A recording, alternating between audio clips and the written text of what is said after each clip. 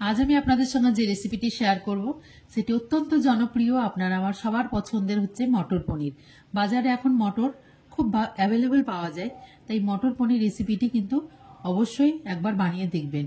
মটর পনির বিভিন্ন রকমভাবে বানানো যায়, কিন্তু আমার এই রেসিপিটি দেখে যদি আপনারা বানিয়ে দেখেন তাহলে কিন্তু খুব সহজ পদ্ধতিতে কোনো রকম ঝামেলা ছাড়াই কিন্তু একদম টেস্টি এবং হেলদিভাবে কিন্তু এই মটর পনির রেসিপিটি আপনারা বাড়িতে বানিয়ে নিতে পারবেন।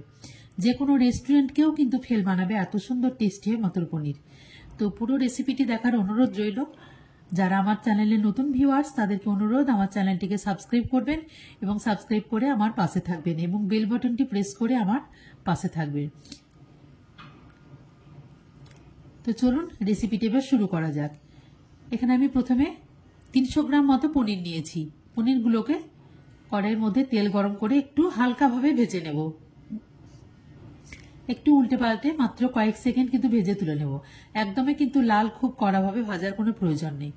আপনারা যদি ফ্রেশ পনির হয় তাহলে কিন্তু সেটাকে আপনারা না ভেজেও কিন্তু ব্যবহার করতে পারেন, বা একটু কড়া ভেজে নিয়ে একটু গরম জলে ভিজিয়ে রাখলেও কিন্তু পনিরটা খুব সফট থাকে। এবার তুলে নেওয়ার পর অল্প একটু তেল দিয়ে এখানে আমি দিয়ে দিয়েছি বড় সাইজের দুটো পেঁয়াজ। পেঁয়াজগুলোকে একটু লম্বাভাবে কেটে নিয়ে একটু সতে করে নিয়েছি, একদমই লাল করে ভাজা যাবে না। তারপরে আমি এখানে দিয়ে দিয়েছি স্বাদটাকে বাড়িয়ে তোলার জন্য আরো রকম মশলা অ্যাড করব। দিয়ে নিয়েছি 6 থেকে 7 কোয়া পর্যন্ত রসুন এবং 1 ইঞ্চি মতো আদা। আদাটাকে একটু লম্বা করে কুচি করে নিয়েছি। আর নিয়েছি একটা কাঁচা লঙ্কা। এগুলোকে মিডিয়াম আঁচে রেখে একদম হালকাভাবে একটু নরম করে নেব। এগুলো যখন একটু নরম হয়ে যাবে তখন আমি এখানে নিয়ে নিয়েছি মাঝারি সাইজের 3টে টমেটো। এখানে 300 গ্রাম পনিরের জন্য 3টে টমেটো যথেষ্ট। টমেটোগুলোকেও যেন একটু সুন্দরভাবে সফট হয়ে যায় তার জন্য আমি এখানে অ্যাড করে দেব লবণ। লবণটা পরিমাণ মতো আমি পরে দেব, এখন একটু সামান্য পরিমাণে লবণ দিয়ে কিন্তু এটাকে একটু সফট হওয়ার জন্য রেখে দেব। এবার এগুলো সফট হয়ে গেছে, এগুলোকে তুলে নেব। সম্পূর্ণ ঠান্ডা হয়ে যাওয়ার পর কিন্তু মিক্সিতে এটার পেস্ট বানিয়ে নিয়েছি। এখানে সামান্য পরিমাণ তেল দিয়ে আপনারা চাইলে এখানে গোটা গরম মশলাও দিতে পারেন। তারপরে কালারটাকে সুন্দর আনার জন্য এখানে আমি দিয়ে দিয়েছি কাশ্মীরি রেড চিলি পাউডার। তারপরে যে মিক্সিতে পিষে রাখা পেস্টটা ছিল সেই পেস্টটা এর মধ্যে ঢেলে দিয়েছি। খুব ভালোভাবে মিশিয়ে নেব। একটু অপেক্ষা করতে হবে যেন মশলাটা থেকে তেলটা একটু ছাড়তে শুরু করে। মশলাটা খুব ভালোভাবে মিশে গেছে সবার সঙ্গে। এবার আমি এখানে বেসিক মশলা কিছু মেশাতে থাকবো। নিয়ে নিয়েছি 1 চামচ পরিমাণ জিরে গুঁড়ো এবং 1.5 চামচ পরিমাণ ধনে গুঁড়ো। ধনের গুঁড়োটা কিন্তু জিরে গুঁড়ো থেকে পরিমাণে একটু বেশি হবে। এখানে বাইরে থেকে কিনে রাখা কোনো রকম বাটার পনির মশলার কিন্তু দরকার নেই, বাড়িতেই মশলাটা তৈরি করে নেওয়া যাবে।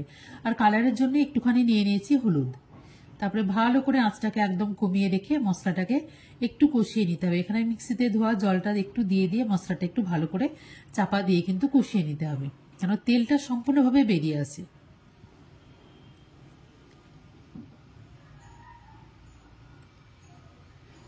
তেলটা একদম বেরিয়ে চলে এসছে, ওপর থেকে কিন্তু তেলটা ভেসে আসছে।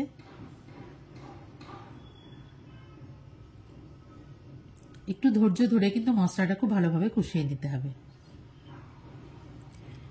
এখানে আমি নিয়ে নিয়েছি 1 কাপ পরিমাণ, মানে 100 গ্রাম মতো। এটা কিন্তু কাঁচা মটর, কোনো রকম সেদ্ধ করা নয়। তারপর এটা তেলের মধ্যে দিয়ে একটু ভালোভাবে নেড়ে নিতে হবে। এখানে দিয়ে দিলাম পনির। মটরটা যেন একটু সফট হয়ে যায় তার জন্য পরিমাণ মতো লবণ।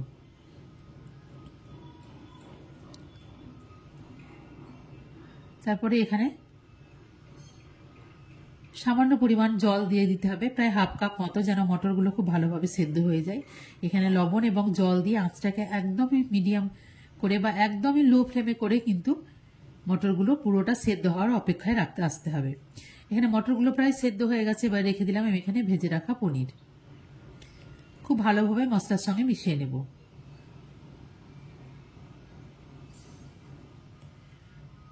যেন সম্পূর্ণ মশলাটা পনির এবং মটরের মধ্যে ঢুকে যায় সেইভাবে মশলাটা কিন্তু কষিয়ে নিতে হবে। দিয়ে দিলাম সামান্য পরিমাণে জল। জল দিয়ে পনিরগুলোকে একটু ফুটিয়ে নেব। এখানে একটু 1 মিনিটের জন্য আমি একটু ঢাকা দিয়ে দেবো।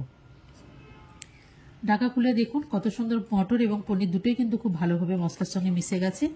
এবার এখানে স্বাদটাকে বাড়িয়ে তোলার জন্য দিয়ে দিয়েছি আমি সামান্য পরিমাণে গরম মশলা গুঁড়ো রোস্টেড। এখানে আমি রোস্ট করে নিয়েছি। আর এখানে আমি নিয়ে নিয়েছি বাটার।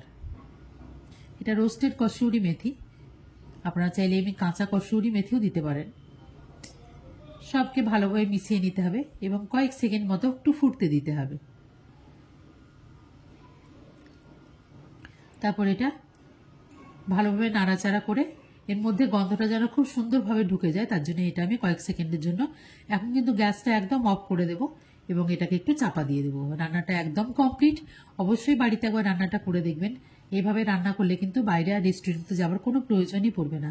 বাড়িতে খুব ঘরোয়া পদ্ধতিতে কোনো রকম যে কোনো অনুষ্ঠানে বা চিকেন, নান বা পোলাও, ফ্রাইড রাইস সব কিছুর সঙ্গে কিন্তু, বা রুটি বা ঘরোয়াভাবে ভাত দুপুরবেলায় কিন্তু দারুণ লাগবে খেতে। অবশ্যই একবার এটা ট্রাই করে দেখবেন।